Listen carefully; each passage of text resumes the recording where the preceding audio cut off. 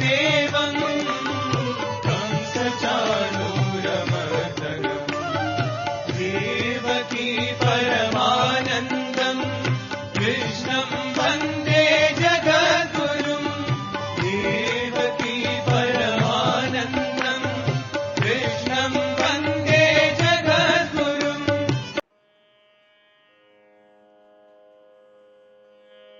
శ్రీ గురుభ్యో నమః. వ్యాస విరచిత శ్రీమద్భాగవతంలో దశమ స్కందంలో నేడు మనం 52వ అధ్యాయం శ్లోక పారాయణ అభ్యాసాన్ని మనం నేడు చేసుకుందాం. ముందుగా భగవన్నామ సంకీర్తన చేసుకుని శ్లోక పఠనం ఒక్కొక్కరు 10 శ్లోకాలు 52వ అధ్యాయాన్ని పారాయణ చేద్దాం. ఈ అధ్యాయంలో వ్యాసుల వారు చెప్పినటువంటి ముఖ్యమైన అంశం ఏంటంటే రుక్మిణీదేవి కృష్ణ పరమాత్ముడికి పంపించినటువంటి సందేశం. అగ్నిజ్యోతనుడు అనేటువంటి ఒక బ్రాహ్మణోత్తముడి ద్వారా, గురువు లాంటి బ్రాహ్మణోత్తముడి ద్వారా కృష్ణ పరమాత్ముడి దగ్గరికి ఇటు విదర్భ నుంచి ద్వారకకి చేరుకుని ఆ అగ్నిజ్యోతనుడు కృష్ణ పరమాత్ముడి దగ్గరికి వెళ్ళి రుక్మిణీదేవి యొక్క సందేశాన్ని వినిపించడం అనేది జరిగింది. ఆ విషయాన్ని శ్లోక రూపంలో మనం చూద్దాం.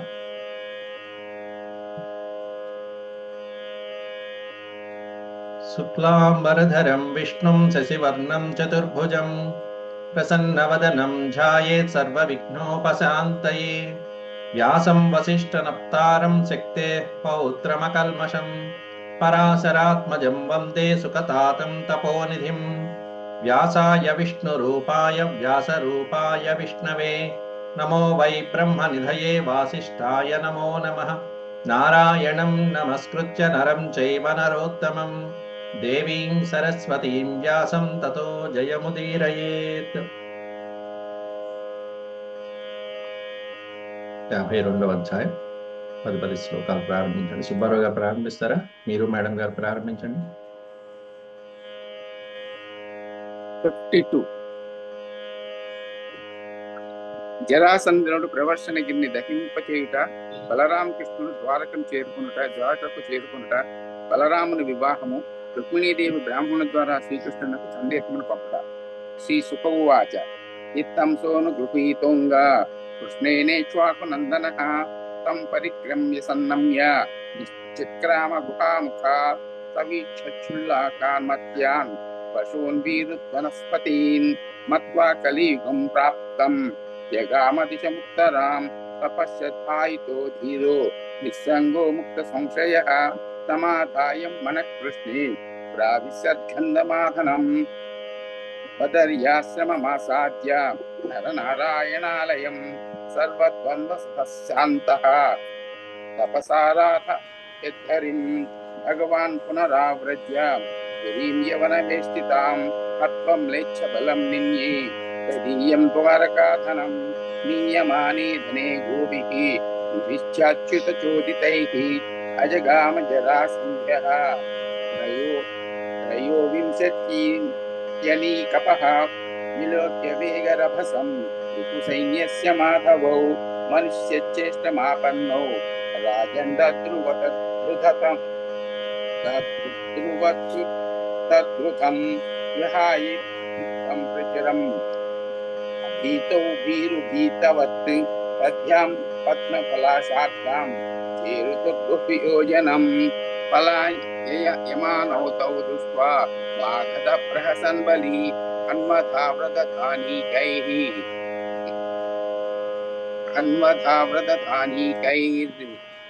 ఈశయోర ప్రమాణవేన్ ప్రద్యుత్య దూరం సంశాంతౌ తుంగమారూహతాంగిరిం ప్రవర్షణ్యాఖ్యాం భగవాన్ నిత్యదా యత్ర వర్షతి. గిరౌ నిలీనా వాజ్ఞాయానాధిగమ్య పదం నృప దదాహ గిరిమేధోభిః సమంతాదగ్నిముత్సృజన్ తత ఉత్పత్య తరసా దహ్యమాన తటాదుభౌ దశైకయోజనోత్తుంగాన్ నిపేతతురథో భువి అలక్ష్యమాణౌ రిపుణా సానుగేన యదుత్తమౌ స్వపురం పునరాయాతౌ సముద్ర పరిఖాం నృప సోపి దగ్ధా వితిమృషా మన్వానో బలకేశవౌ బలమాకృష్య సుమహన్ మగధాన్ మాగధో యయౌ अनन्ताधिपतिः श्रीमान् दैवतो रेवतीं सुतां ब्रह्मणा चोदितः प्रादात् पलायेति पुरोदितं भगवानपि गोविन्द उपयेमे कुरुद्वः वैदर्भीं भीष्मकसुतां श्रियो मात्रां स्वयंवरे प्रमथ्यतरसा राज्ञः साल्वादीशैद्यपक्षगान् हस्यतां सर्वलोकानां ताक्ष्यपुत्रः सुधामिव राजोवाच भगवान् भीष्मकसुतां रुक्मिणीं रुचिराननां राक्षसेन विधानेन उपयेम इति श्रुतम् भगवन् श्रोतुमिच्छामि कृष्णस्यामि तेजसः यथा मागधसाल्वादीं जित्वा कन्याम् उपाहरत् ब्रह्मन् कृष्णकथाः पुण्याः माध्वीर्लोकमलापहाः को नु तृप्येत शृण्वानः श्रुतज्ञो नित्यनूतनाः. బాగుంది. వాసంతి గారు చదువుతారమ్మా?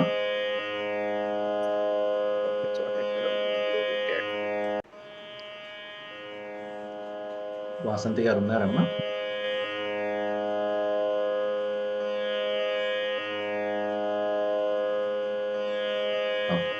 ఆదిలక్ష్మి గారు మీరు చదువుతారమ్మా? మీ తర్వాత కామేశ్వరి గారు చదువుతారు. ఆదిలక్ష్మి గారు. నమస్కారం. నమస్కారం. రాజసీత్ శ్రీశుక ఉవాచ రాజసీత్ భీష్మకో నామ విదర్భాధిపతిర్మహాన్ తస్య పంచాభవన్ పుత్రాః కన్యైకా చ వరాననా రుక్మ్యగ్రజో రుక్మరథో రుక్మబాహురనంతరః రుక్మకేశో రుక్మమాలి రుక్మిణ్యేషాం స్వసా సతి సోపశ్రుత్య ముకుందస్య రూపవీర్యగుణశ్రియః గృహాగతైర్గీయమానాः తమ్మేనే సదృశం పతిం तां बुद्धिलक्षणोदार्या रूपशीलगुणाश्रयां कृष्णश्च सदृशीं भार्यां समुद्बोढुं मनोदधे बन्धूनामिच्छतां दातुं कृष्णाय भगिनीं नृपा ततो निवार्य कृष्णद्विरुक्मी चेद्यमन्यत तदवेत्यासितापाङ्गी वैदर्भी दुर्मनाभुषं विचिन्त्याप्तं द्विजं कञ्चित् कृष्णाय प्राहिणो धृतं द्वारकां समभ्येत्य प्रतिहारै प्रवेशितः अपश्यदाद्यं पुरुषम् आसीनं काञ्चनासने दृष्ट्वा ब्रह्मण्यदेवः तमवरुह्य निजासनात् उपवेश्यार्हयां चक्रे यथात्मानं दिवौकसः तं भुक्तवन्तं विश्रान्तम् उपगम्य सतां गतिः पाणिनाभिमृशन् पादा अव्यग्रस्तमपृच्छत कच्चिद्विजवरश्रेष्ठा धर्मस्ते वृद्धसम्मतः वर्तते नातिकृच्छ्रेण सन्तुष्टमनसः सदा. నమస్కారం. 23వ శ్లోకంలో పద విభజన చక్కగా చేశారు. 23వ శ్లోకంలో ఇక్కడికి వచ్చేటప్పటికి గృహాగతైర్గీయమానాః అని చదివి తమ్మేనే సదృశం పతిం ఇది కరెక్ట్ గా చదివారు. అక్కడ విసర్గలు పెట్టాలి, విడతీసినప్పుడు తమ్ అనేటువంటిది వస్తుంది. బాగుంది. అలాగే అది ఒక రకమైనటువంటి వ్యాకరణ అంశం, సంధి చేయటం అంటారు. అలాగే 29వ శ్లోకంలో కూడా చదివినప్పుడు ఇక్కడ పొరపాటు పడ్డారు. ఇక్కడ వకారం దగ్గర ఈ వకార పాదౌ అని చెప్పాలి. అది పాదౌ చదవాలి. ఇటు పక్కనకి వచ్చేటప్పటికి అవ్యగ్ర అని చదవాలి. పాదౌ అవ్యగ్ర. అలాగే గురుగారు చిన్న సందేహం, ఇప్పుడు సందుల వల్ల వస్తాయండి. ఇప్పుడు అలా అంటే చా అని వచ్చినప్పుడు అంటే అక్కడ ముందు నుంచి అలా వెడుతున్నప్పుడు అది శ్రీ అని శ్రీ అని వచ్చింది అనుకోండి, అది అంటే ఇక్కడ కాదు వేరే అధ్యాయంలో చదివాను. మిమ్మల్ని అడుగుదాం అనుకున్నా. అవునండి, హకారం ప్రదేశంలో చకారం ఇచ్చేస్తాడు ఒక్కసారి. అవి కూడా సంధి సూత్రాల వల్ల అలా మారిపోతూ ఉంటాయి. ఈ శ్లోకం ఒక్కసారి చదువుతాను గురుగారు. తంభుక్త హరిమన్ చదవండి. తంభుక్తవంతం శ్రాంతం ఉపగమ్యాసతాం గతిః పాణినాభిమృశన్ పాదౌ అవ్యగ్రస్తమ కచ్చిద్విజవర శ్రేష్ఠ ధర్మస్తే వృద్ధ సమ్మతః వర్తతే నాతికృచ్ఛ్రేణ సంతుష్టమనసః సదా. అంతే.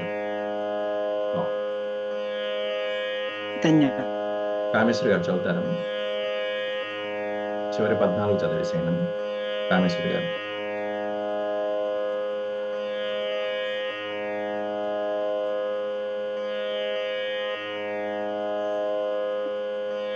నేనేనండి. అవునండి. సంతుష్టో యర్హి వర్తేత బ్రాహ్మణో ఏన కేనచిత్ అహీయమానః స్వాద్ధర్మాత్ స హ్యాస్యాఖిల కామదుఃఖ అసంతుష్టో స కుల్లోక నాప్నోత్యపి సురేశ్వరః అకించనోపి సంతుష్టః సేతే సర్వాంగవిజ్వరః విప్రాన్ స్వలాభ సంతుష్టాన్ సాధూన్ భూత సుహృత్తమాన్ నిరహంకారిణ శాంతాన్ నమస్తే శిరసా సకృత్ కచ్చిద్వకుశలం బ్రహ్మాన్ రాజతో యస్య హి ప్రజాః సుఖం వసంతి విషయే పాల్యమానాః సమే ప్రియః యతస్త్వమాగతో దుర్గం నిస్తీర్యేహ యదిచ్ఛదా సర్వం నో బ్రూహు గుహ్యం చేత్కి కార్యం కరావమతే ఏవం సపృష్ట సంప్రశ్నో బ్రాహ్మణ పరమేష్ఠినా లీలా గృహీత దేహేన తస్మై సర్వమవర్ణయత్ రుక్మిణి ఉవాచ శ్రుత్వా గుణాన్ భువన సుందర శృణ్వతాం తే నిర్విశ్వకర్ణ వివరైర్హర్వతో గతాపం రూపం దృశాం దృశిమతామఖిలార్థలాభం త్వయ్యచ్యుతా విశతి చిత్తమపత్రపం మే కాత్వా ముకుంద మహతి కులశీల రూప విద్యా వయోద్ర వినదామ అభిరాత్మ తుల్యం ధీరాపతిం కులవతి నవృణీత కన్యా కాలేను సింహ నరలోక మనోభిరామం తన్మే భవాన్ ఖలు వృతః ప్రతిరంగజాయా మాత్మార్పితశ్చ భవతోత్ర విభో విదేహి మా వీరభాగమభిర్మర్శతు చైద్యారాత్ కోమాయువన్ మృగపతే బలిమంబుజాక్ష పూర్ణేష్టదత్త నియమవ్రత దేవ విప్రగుర్వర్చనాది బిర్లం భగవాన్ పరేశః ఆరాధితో యది గదాగ్రజయేత్య పాణిం గృహ్ణాతు మేన దమ ఘోష సుతాదయోన్యే. తప్పులు చాలా వచ్చాయండి, నాకు అలవాట్లేదు, మొదటిసారి చదువుతున్నాను. బాగా చదువుతున్నారు. ఒక 4 శ్లోకాలను ఎవడ పూర్తి చేసేయండి.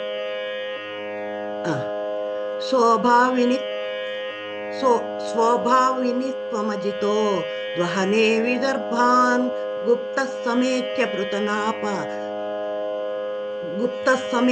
కృతనాపతిభిః పరీతః నిర్మధ్య చైద్య మగధేంద్ర బలం ప్రసహ్య మాం రాక్షసేన విధినో ద్వహ వీర్యశుల్కాం అంతఃపురాంతరచరేమ నిహత్య బంధూన్ త్వాముద్వహే కథమితి ప్రవదామ్యుపాయం పూర్వేంజురస్తి మహతి కులదేవి యాత్రా యస్యాం బహిర్నవ వధూర్గిరిజాముపేయాత్ యస్యాంఘ్రి పంకజరజ స్నపనం మహంతో వాచంత్యుమాపతిర్వాత్మతమోపహత్యై యర్హ్యంబుజాక్ష నలభేయ భవత్ప్రసాదం జహ్యామసూన్ రథకృశాన్ శతజన్మభిః స్యాత్. బ్రాహ్మణోవాచ ఇత్యేతే గుహ్య సందేశా యదుదేవ మయా హృతాః విమృశ్య కర్తుం యచ్ఛాత్ర క్రియతాం తదనంతరం ఇది శ్రీమద్భాగవతే మహాపురాణే పారమాహంస్యాం సంహితాయాం దశమస్కందే ఉత్తరార్థే రుక్మిణీద్వాహ ప్రస్తావే 250తమోధ్యాయ సమాప్తం. వనజ గారు మీరు చదువుతారమ్మా, తర్వాత రంగనాథ శర్మ గారు చదువుతారు. సార్ నేను కూడా ఉన్నాను సార్. వచ్చారండి?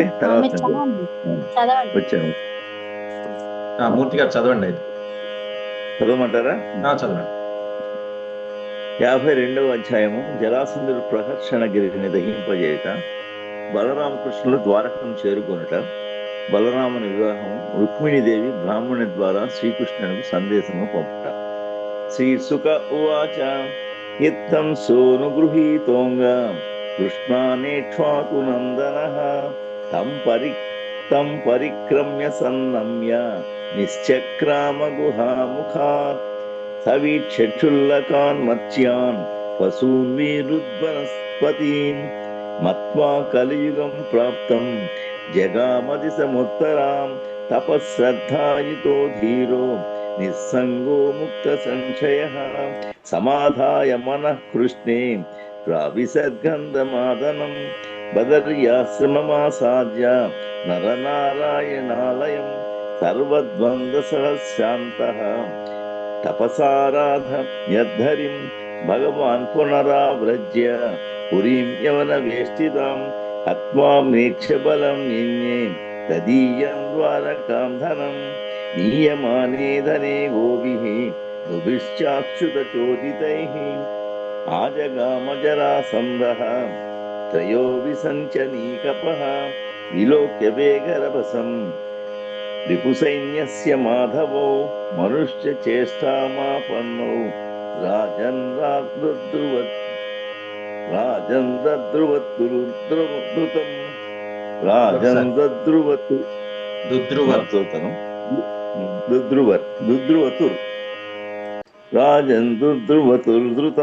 विलोक्य वेगरभसं रिपुसैन्यस्य माधवौ मनुष्यचेष्टामापन्नौ राजन् दुद्रुवद्रुतं विहाय वित्तं प्रचुरम् अभीतो भीरुभीतवत् पद्भ्यां पद्मपलाशाभ्यां चेरतुर्बहुयोजनं पलायमानौ तौ दृष्ट्वा मागधः प्रहसन् बलि अन्वधा वज्रधानीकैः ईशयोरप्रमाणवित् प्रत्युच्य दूरं संश्रान्तौ तुङ्गमारुहतां गिरिं प्रवर्षणाख्यां भगवान् నిత్యదా ఎత్ర వర్షతి. మేడం కూడా ఉన్నారండి? లేదండి మేడం, లేదు. కొద్దిగా బయటికి వెళ్ళారు. మా అమ్మాయి వచ్చింది, కొద్దిగా బిజీగా ఉంది కొద్దిగా. రంగనాథ్ శర్మ గారు మీరు చదివేయండి. నేను చదువుతాను. తప్పకుండా చదవండి. గిరౌ నిలీనా వాగ్నాయ నాధిగమ్య పదం నృప దదాహ గిరిమేధోభిః సమంతాదగ్నిముత్సృజన్ తత ఉత్పత్య తరసా దహ్యమాన తటాదుభౌ దశైకయోజనోత్తుంగాన్ నిపేత దురధో భువి అలక్ష్యమాణౌ నిపుణా సానుగేన యదూత్తమౌ స్వపురం పునరాయాతౌ సముద్ర పరిఖాం నృప సోపి దగ్ధా విజిమృషా మన్వానో బలకేశవౌ బలమాకృష్య సుమహాన్ మగధాన్ మాగధోయయౌ ఆనర్తాధిపతి శ్రీమాన్ రైవతో రేవతీం సుతాం బ్రహ్మణా చోదితః ప్రాదాత్ బలాయేతి పురోహితం భగవానపి గోవిందా ఉపయేమే కురుద్వః వైదర్భీం భీష్మకసుతాం శ్రియో మాత్రాం స్వయంవరే ప్రమధ్యతరసా రాజ్ఞః సాల్వాదీం చైత్యపక్షగాన్ పశ్యతాం సర్వలోకానాం తార్క్ష్యపుత్రః సుధామివ. రాజోవాచ భగవాన్ భీష్మకసుతాం రుక్మిణీం రుచిరాననాం రాక్షసేన విధానేన ఉపయేమ ఇతి శ్రుతం భగవన్ శ్రోతుమిచ్ఛామి కృష్ణస్వామిత తేజసః యథా మాగధసాల్వాదీన్ జిత్వా కన్యాం ఉపాహరత్ బ్రహ్మన్ కృష్ణకథాః పుణ్యాః మాధ్వీర్లోకమలాపః కోను తృప్యేత శృణ్వానః శ్రుతజ్ఞో నిత్యనూతనాః. రంగనాథ్ శర్మ గారు చదువుతారా? చదువుతాను. శ్రీ శుక ఉవాచ రాజా ఆసీద్ భీష్మకో నామ విదర్భాధిపతిర్మహాన్ తస్య పంచాభవన్ పుత్రాః కన్యైకా చ వరాననా రుక్మ్యగ్రజో రుక్మరథో రుక్మబాహురనంతరః రుక్మకేశో రుక్మమాలి రుక్మిణ్యేషాం స్వసా సతీ सोपश्रुत्य मुकुन्दस्य रूपवीर्यगुणश्रियः गृहागतैर्गीयमानास्तं मेने सदृशं पतिं तां बुद्धिलक्षणौदार्या रूपशीलगुणाश्रयां कृष्णश्च सदृशीं भार्यां समुद्वोढुं मनोदधे बन्धूनाम् इच्छतां दातुं कृष्णाया भगिनीं नृपा ततो निवार्य कृष्णद्विड् रुक्मी चैद्यममन्यता तदवेत्यासितापाङ्गी वैदर्भी दुर्मना भृशं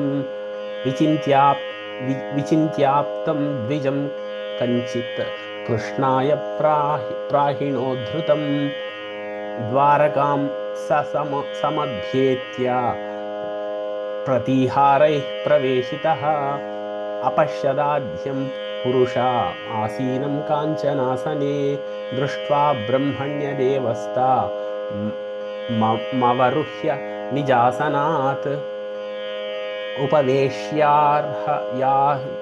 उपवेश्यार्हयां चक्रे यथात्मानं दिवौकसः तं भुक्तवन्तं विश्रान्ता उपगम्य सतां गतिः पाणिनाभिमृशन् पादा व्यग्रस्तमपृच्छता कश्चिद्विजवरश्रेष्ठः धर्मस्ते वृद्धसम्मता वर्तते नातिकृच्छ्रेण సంతుష్టమనస సదా.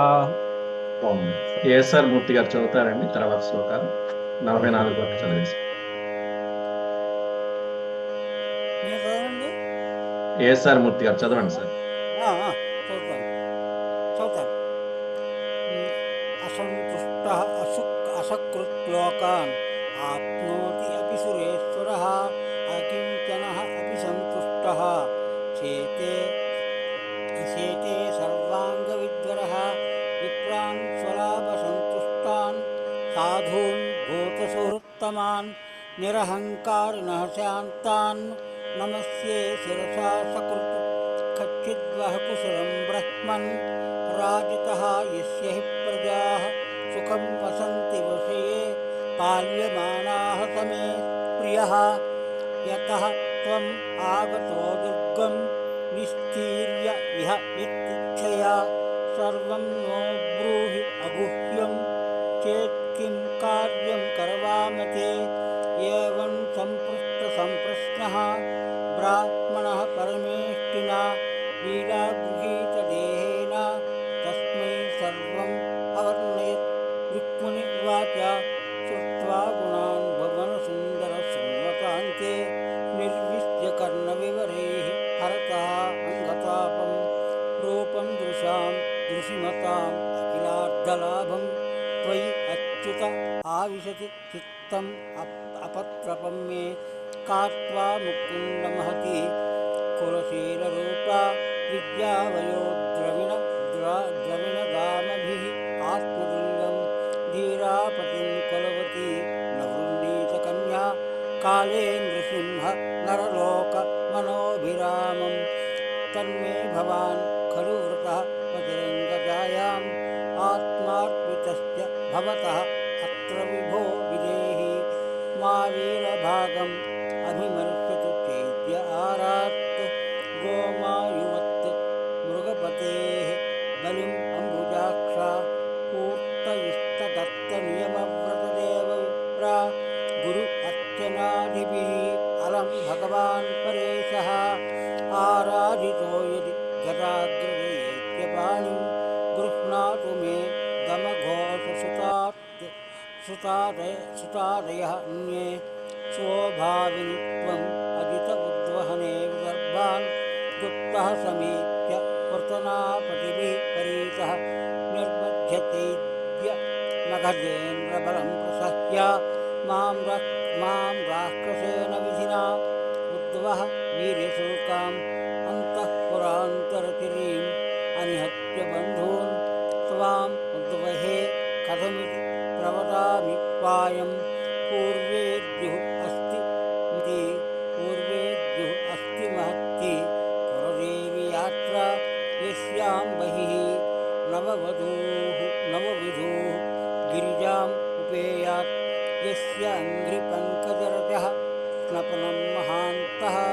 वाञ्छति उमापतिः इव आत्मतम अपहत्यै तर्हि अम्बुजाक्ष न लभेय भवत्प्रसादं देह्याम् असून् व्रतकृशान् शतधन्वभिः स्यात् ब्राह्मणोवाच इति एते गुह्यसन्देशा विदुदेव मया कृताः विमृश्य कर्तुं इत्यात्र क्रियतां तदनन्तरम् इति श्रीमद्भागवते महापुराणे परमहंस्यां संहितायां दशमस्कन्धे उत्तरार्धे रुक्मिणी उद्वाह प्रस्तावे 50तमोऽध्यायः समाप्तः.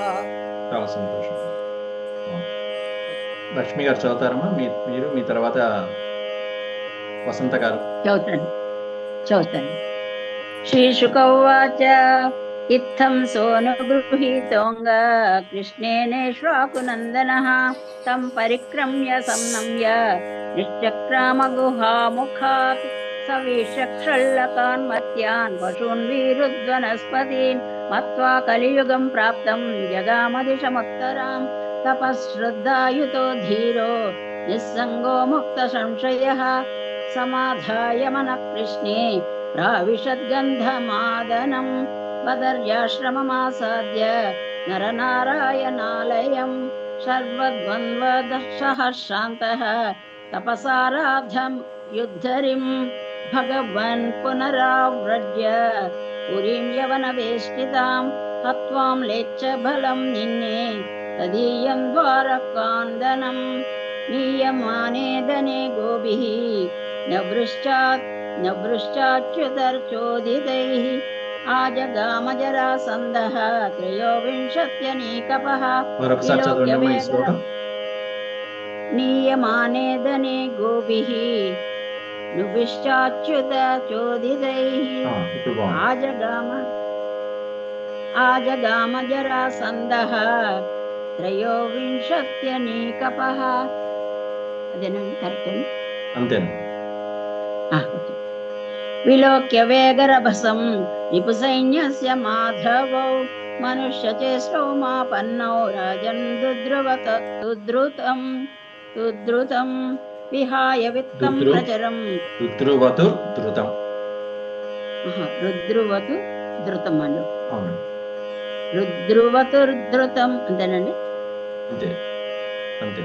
మనుష్యచేష్టామాపన్నౌ రాజన్ దుద్రువతుర్ధృతం విహాయ విత్తం ప్రచరం అభీతౌ భీరుభీతవత్ పద్భ్యాం పద్మపలాశాభ్యాం చేరత్ బహుయోజనం పలాయమానౌ తౌ దృష్ట్వా మాగధః ప్రహసన్ బలి అన్వధావద్రథానీకైః ఈశయోరప్రమాణవిత్ ప్రదృత్య దూరం సంశ్రాంతౌ తుంగమారుహతాం గిరిం ప్రవర్షనాఖ్యం భగవాన్ నిత్యదా యత్ర వర్షతి. జయ గురుదేవ్. జయ గురు. వసంత గారు చదువుతారమ్మా, మీ తర్వాత కల్పన గారు చదువుతారు.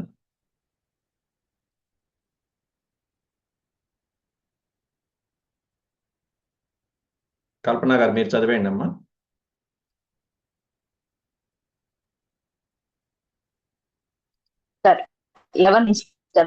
కల్పన గారు చదువుతారా? చదువుతానండి. 11th నుంచి కదా? అవునండి, అవునండి.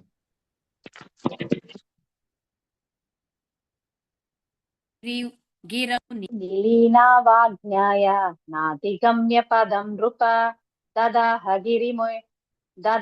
గిరిమేధోభిః సమంతాదగ్నిముత్సృజన్ తత ఉత్పత్య తరసా దహ్యమాన తటాదుభౌ దశైకయోజనోత్తుంగ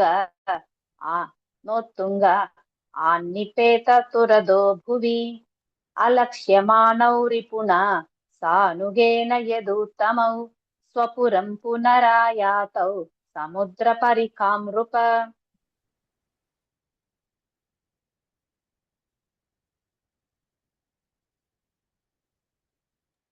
మీ వాయిస్ వినిపించట్లేదు. చూస్తున్నా. सोऽपि दग्धाविति मृषा मन्वानो बलकेशवौ बलमाकृष्य सुमहान् मगधान्मागधो ययौ भगवानपि गोविन्द उपयेमे कुरुद्वः वैदर्भीं भीष्मकसुतां श्रियो मात्रां स्वयंवरे प्रमध्यतरसा राज्ञः शाल्वादींश्चैद्यपक्षगान् సార్ కొంచెం స్క్రోల్ చేయరా పైకి 70 పశ్యతాం సర్వలోకానాం తార్క్ష్యపుత్రः సుధామివ రాజోవాచ భగవాన్ భీష్మకసుతాం రుక్మిణీం రుచిరాననాం రాక్షసేన విధానేన ఉపహేమ ఇతి శ్రుతం భగవన్ శ్రోతుమిచ్ఛామి కృష్ణస్యామిత తేజసః యథా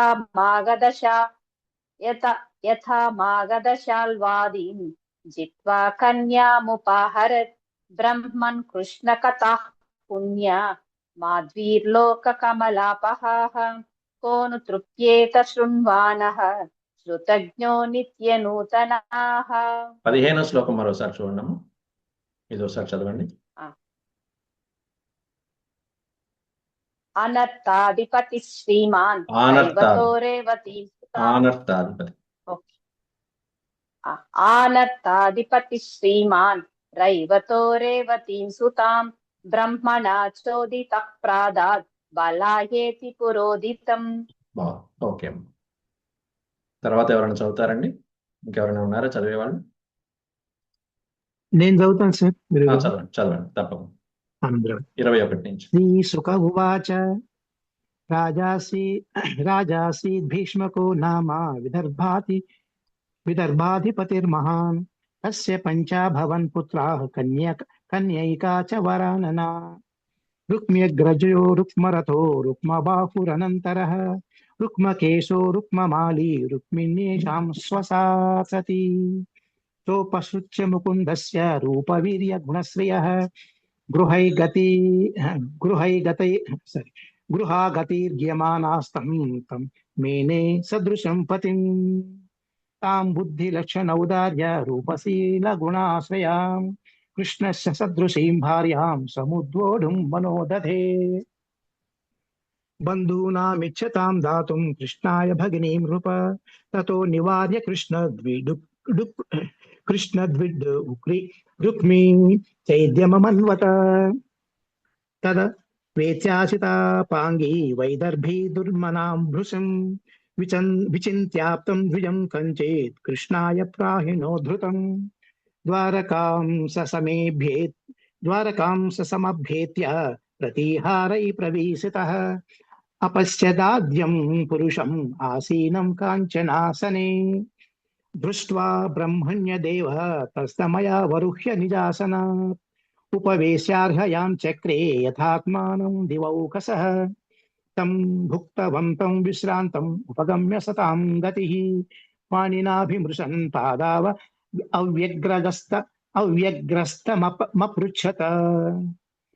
అవ్యగ్రస్తమపృచ్ఛత కచ్చిద్విజ వరశ్రేష్ఠ ధర్మస్తే వృద్ధ సమ్మతః వర్తతే నాతి కృశ్రేణ సంతుష్ట మనసః సదా. చాలా రోజులేనండి మీ వాయిస్ విని. అవును సార్, నిన్న జాయిన్ అయ్యాను. అదే,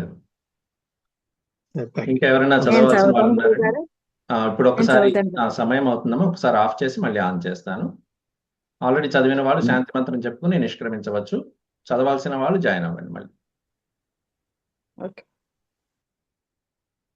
31 నుంచి చదవాలి కదండి?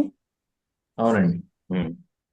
సంతుష్టో యర్హి వర్తేత బ్రాహ్మణో యన కేనచిత్ అహీయమాన స్వధర్మాత్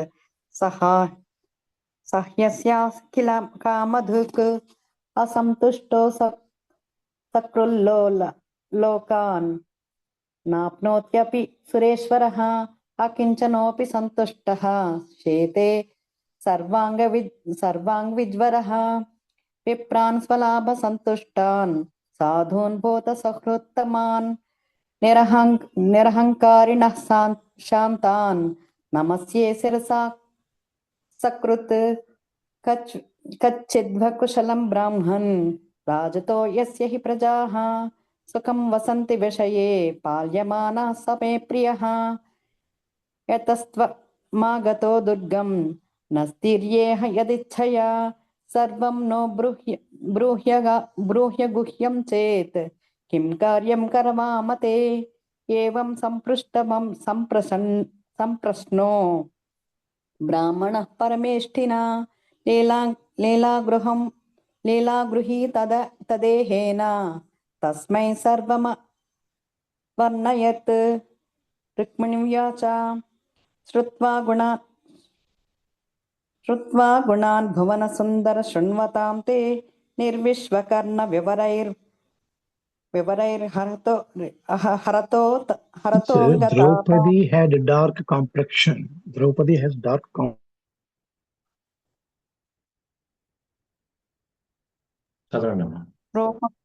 రూపం దృశాం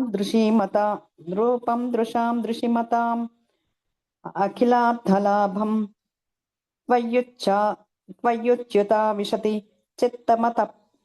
చిత్తమత్రపం మే కాత్వా ముకుంద మహతి కులశీల రూప విద్యా వయోద్రవిణధాం అభిరాత్మతుల్యం ధీరాపతిం కులపతీన వృణీత కన్యా కాలే నృసింహనల్లోకమనోభిరామం తన్మే భవాన్ ఖలు వృతః పతిరంగజాయాం ఆత్మార్పితశ్చ భవతోత్ర విభో విదేహి మా వీరభాగమభిమర్శతు చైత్య ఆరాత్ గోమా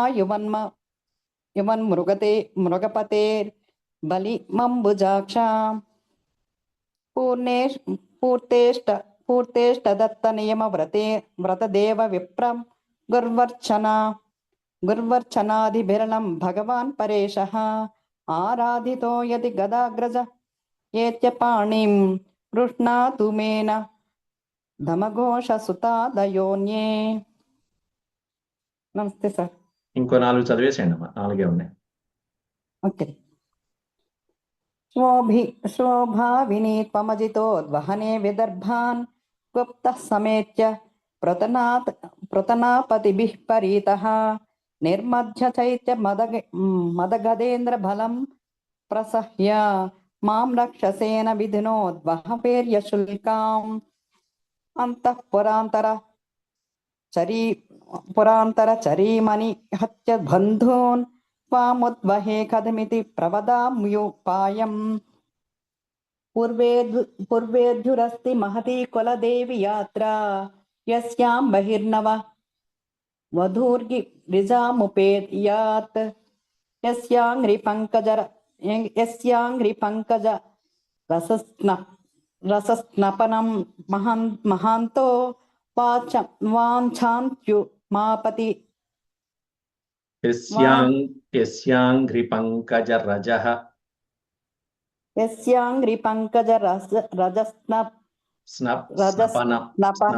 స్నపనము అంటేనండి, స్నపనం అంటే స్నానం చేయడం, ఆ పాదపద్మాల రజస్సుతో స్నానం. యస్యాంఘ్రి పంకజ రజ స్నపనం మహంతో యస్యాంఘ్రి పంకజ రసస్నపనం ఇంకొంచెం మెల్లగా చదవండి, ఇంకొంచెం మెల్లగా. యస్యాంఘ్రి పంకజ రజ స్నపనం మహంతో యస్యాంఘ్రి పంకజ రజస్నపనం మహాంతో వాంఛంతు. ఇక్కడ కూడా వాంఛంత్యుమాపతి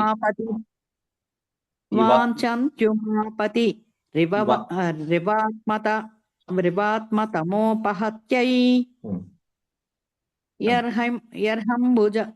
యర్హంబుజాక్ష లభేయ భవత్ప్రసాదాం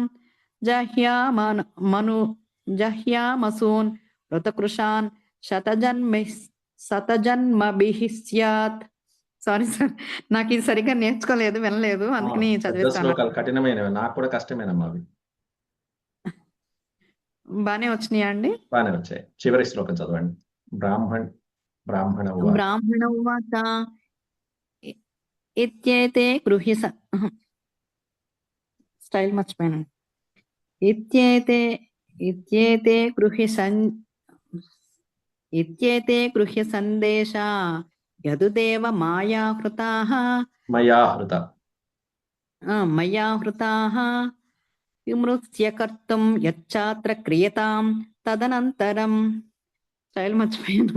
ఇది శ్రీమద్భాగవతే మహాపురాణే పారమహంస్యాం సంహితాయాం దశమస్కందే ఉత్తరార్ధే ద్విపంచాశత్తమోऽధ్యాయः. ఇది శ్రీమద్భాగవత పురాణమందలి దశమస్కందంలోని ఉత్తరార్ధమునందు 72వ అధ్యాయము. గురుగారు, మా ఇందులో వసంత అని ఉన్నారు కదా, మా వదిన, తను కొంచెం చదవడానికి భయపడుతోంది. ఒక 10 శ్లోకాలు చదువుతుందండి. నిన్న 10 శ్లోకాలు నా దగ్గర చదివారు. ఒక్కసారి మీరు అలాగే సరే అండి. వదిన వినిపిస్తుందా? వినిపిస్తోంది వదిన. శ్రీ సుఖో, నేను ఫస్ట్ టైం అండి ఇంతవరకు చదవలే, వినడమే అన్నమాట. అందుకని కొంచెం నాకు సంకోచిస్తున్నాను అనమాట. శ్రీ సుఖోవాచ ఇత్తం సోను గృహీతోంగా కృష్ణే నిక్ష్వాకునందనః తం పరిక్రమ్య సన్నమ్య నిశ్చక్రామ గుహాముఖాత్ సవీక్ష్య క్షుల్లకాన్ మర్త్యాన్ పశూన్ వీరధ్వన స్పతీన్ మత్వా కలియుగం ప్రాప్తం జగామ దిశముత్తరాం తపశ్రద్ధాయుతో ధీరో నిస్సంగో ముక్త సంశయః సమాధాయ మన కృష్ణే ప్రావిసద్గంధమాదనం బదర్యాశ్రమాం సాధ్య నరనారాయణాలయం సర్వద్వంద సహస్రాంతః తపసారాధ యద్ధిరం భగవాన్ పునరావ్రజ్య పురీం యవన వేష్టితాం హత్వాం లేచ్చ బలం నిన్యే తదీయం ద్వారకాం ధనం నియమానే ధన గోభి నభిశ్చాచ్యుత చోదితైః అజాగామ జరాసంధః స్త్రయో వింశత్య నీకపః విలోక్య వేగరభసం రిపు సైన్యస్య మాధవౌ మనుష్యచేష్టామపున్నౌ రాజాన్ దుద్రవతు విహాయ విత్తం ప్రచురమఖిమభీతౌ భీరుభీతవత్ పద్మ పలాసాభ్యాం చేరతుర్బహు యోజనం పలాయ మానౌ తౌ దృష్ట్వా మగాధః ప్రహసన్ బలి అన్వదావద్రత నికైః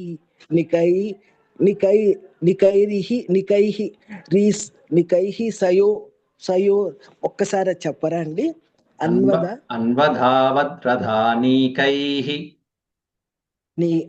అన్వదావద్రతానీకైః